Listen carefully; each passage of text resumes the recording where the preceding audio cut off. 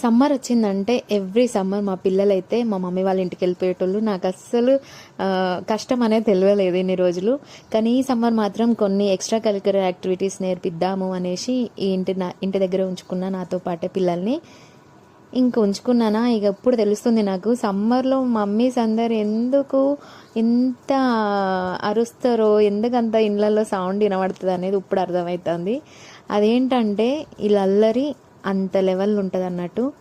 Full తలనొప్పి, రోజు ఒకసారి జెండు బామ్ రాసుకుంది అయితే అసలు మనకు పొద్దు గడవదు.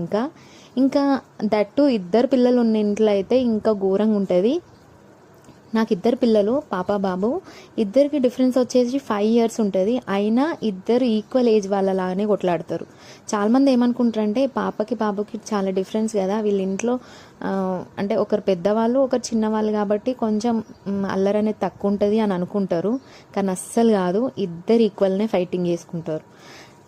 ఇంకా ఇలా ఇంటికాడ ఉండేసరికి ఏదో ఒకటి తినాలనిపించడం, మమ్మీ ఇది చెయ్యి అది చెయ్యి అని అనడం, నేను చేసి పెట్టుకుంటూ ఉండడం.